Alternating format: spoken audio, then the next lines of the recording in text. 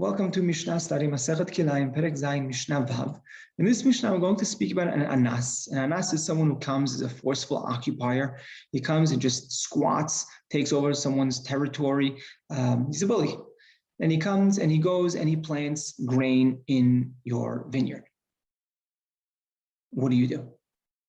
Okay, I mean, he took it over. Now we have the concept of En Adam Oser Davar She'eno Shelo. Right? If it's not his, he can't be oser. So as long as it's not the anas's field, then he can't make it asur for you. Now let's say he leaves. That's what our Mishnah is mainly going to focus on. He picks up and he leaves. This is great news. He left. You need to go ahead now and remove the grain. Now we'll discuss why you need to remove it. That's going to be the end of the Mishnah. But first, we're going to speak that you do have to remove it, and what does a person need to do, and how does he have to take care of this? The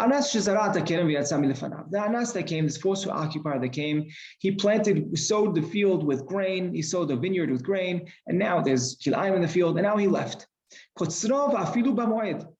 Right? You could go ahead and cut the weed away, right? Get rid of it, even on the moed, even on Chol Moed.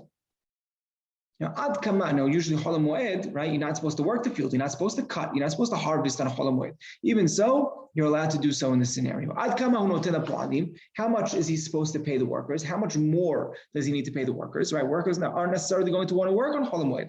So, how much more does he have to pay them? Ad shelish, a third more of their salary, right? So if they're working for $30, you have to pay them $40, right? The terminology Rambam uses is he needs to add them a shlish sachar, a third more of their salary, right? If they were given 3 dinarim, we give them 4 dinarim for a day, right? So that's what we're talking about. And then we said yoter mikan, if they want more than that, right? They're not willing to work for that, just a third more, 33% more of their salary.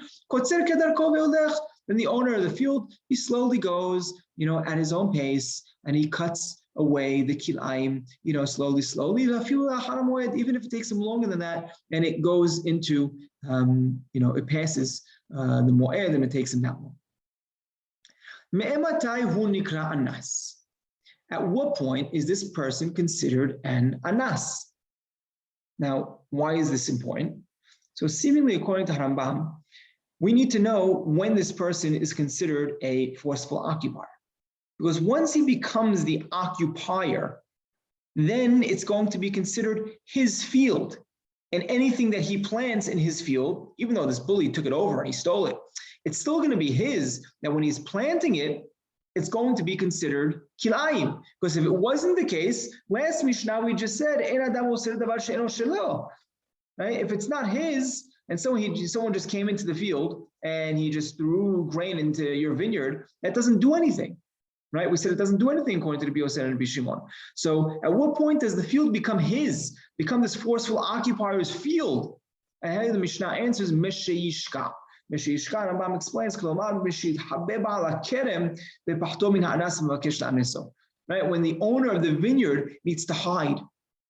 He's so scared of him. He's scared of all the repercussions. He's scared of what this anas will do to damage him, that he actually has to hide away from him. At that point, it's considered the anas's field, and anything the anas plants is considered kilayim. And then once he leaves, now the original owner of the field needs to get rid of that kilayim because it's real. It is considered real kilayim.